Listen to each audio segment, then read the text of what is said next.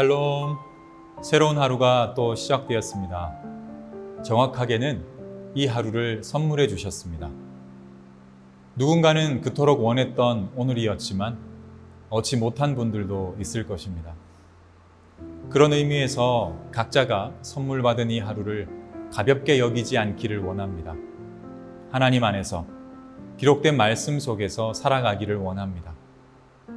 그러면 하나님을 오해하지 않고 이해하게 됩니다.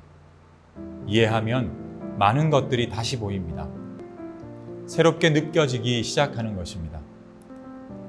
하나님을 이해할 수 있는 길은 말씀 속에 있고 그 말씀을 묵상할 때 가능합니다. 하나님을 이해하면 은혜를 깊이 누릴 수 있습니다. 은혜를 누리면 모든 것에 감사할 수 있게 되는 것이죠. 우리에게 말씀이 놓여져 있습니다. 그러면 우리 다 함께 하나님의 말씀을 보도록 하겠습니다. 시온에 따라 노래할지어다. 이스라엘아 기쁘게 부를지어다. 예루살렘 따라 전심으로 기뻐하며 즐거워할지어다. 여호와가 내 형벌을 제거하였고 내 원수를 쫓아냈으며 이스라엘 왕 여호와가 내 가운데 계시니 내가 다시는 화를 당할까 두려워하지 아니할 것이라. 그날에 사람이 예루살렘에 이르기를 두려워하지 말라. 시온아 내 손을 늘어뜨리지 말라. 너의 하나님 여호와가 너의 가운데에 계시니 그는 구원을 베푸실 전능자이시라. 그가 너로 말미암아 기쁨을 이기지 못하시며 너를 잠잠히 사랑하시며 너로 말미암아 즐거이 부르며 기뻐하시리라 하리라. 내가 절기로 말미암아 근심하는 자들을 모으리니 그들은 내게 속한 자라. 그들에게 지워진 짐이 치욕이 되었느니라. 그때에 내가 너를 괴롭게 하는 자를 다 벌하고 저는 자를 구원하며 쫓겨난 자를 모으며 온 세상에서 수욕받는 자에게 칭찬과 명성을 얻게 하리라. 내가 그때에 너희를 이끌고 그때에 너희를 모을지라. 내가 너희 목전에서 너희의 사로잡힘을 돌이킬 때에 너희에게 천하 만민 가운데서 명성과 칭찬을 얻게 하리라. 여호와의 말이니라. 스바냐가 살아가고 있는 때는 영적으로나 상황적으로나 절망에 가깝습니다. 믿지 않는 자들의 심판이 선포되고 있고 소위 신앙생활을 하고 있다는 백성들조차도 크게 다르지 않는 삶을 살고 있던 시대입니다. 그래서 그 시대는 암울하고 침울한 시대입니다. 감사보다는 원망과 불평이 더 잘 어울리고 기쁨보다는 절망과 한탄이 더 잘 어울리는 시대입니다. 그런데 스바냐는 전혀 다르게 표현하고 있다는 것입니다. 말씀 14절입니다. 도성 시온아 노래하여라. 이스라엘아 즐거이 외쳐라. 도성 예루살렘아 마음껏 기뻐하며 즐거워하여라. 주위를 둘러보면 너무나도 침울한 상황인데 스바냐는 어찌하여 이렇게 고백할 수 있었던 것일까요? 정신이 이상해지고 만 것은 아닐까요? 아닙니다. 스바냐는 하나님을 오해하지 않았던 것입니다. 당장에 눈에 보이는 것은 절망뿐이고 낙심뿐이지만 그 이면에 담겨있는 하나님의 마음을 볼 수 있었다는 것입니다. 그는 전적으로 하나님을 신뢰했던 것입니다. 실수가 없으시고 당신의 자녀가 잘못되는 것을 기뻐하는 것이 아니라 끝까지 책임지시는 분이라는 것을 믿었다는 것입니다. 믿음이 있으니 무너진 현실보다는 견고하게 세우실 것과 채워가실 하나님의 역사에 초점을 맞출 수 있었던 것입니다. 말씀 17절입니다. 주 너의 하나님이 너와 함께 계신다. 구원을 베푸실 전능하신 하나님이시다. 너를 보고서 기뻐하고 반기시고 너를 사랑으로 새롭게 해주시고 너를 보고서 노래하며 기뻐하실 것이다.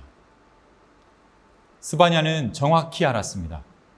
하나님께서 믿음의 성도와 함께 하시고 그 함께 하시는 하나님이 천지를 창조하신 전능하신 분이라는 것을 알았던 것입니다. 그가 당신의 자녀를 슬픔으로 방치하는 것이 아니라 기쁨의 결정체로 세우시고 빚어가신다는 것을 확신했다는 것입니다. 그러니 절망 중에도 기뻐할 수 있었고 환난 중에도 소망을 가질 수 있었던 것입니다.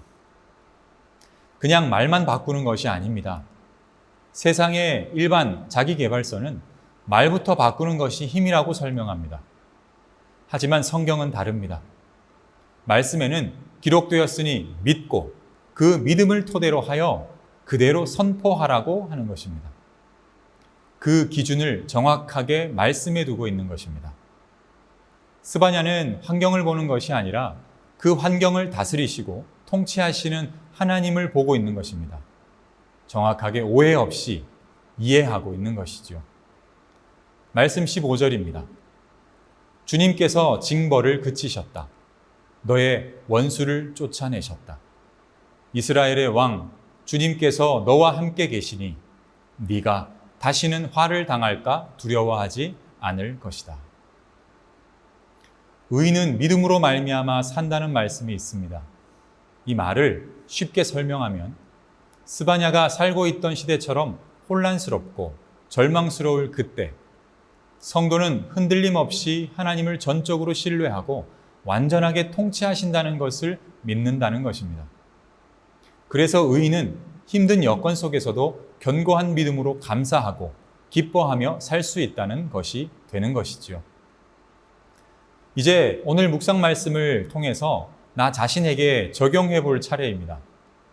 먼저는 하나님 앞에서 감사할 것들을 찾아서 실제로 감사를 해 보는 것입니다.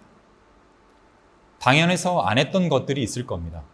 당연해서 그랬던 것들을 하나하나 오히려 감사할 수 있는 시간이 되기를 원합니다. 그리고 한 가지는 감사할 수 없는 각각의 상황들과 항목들을 짚어가며 감사할 수 있는 시간이 있기를 원합니다.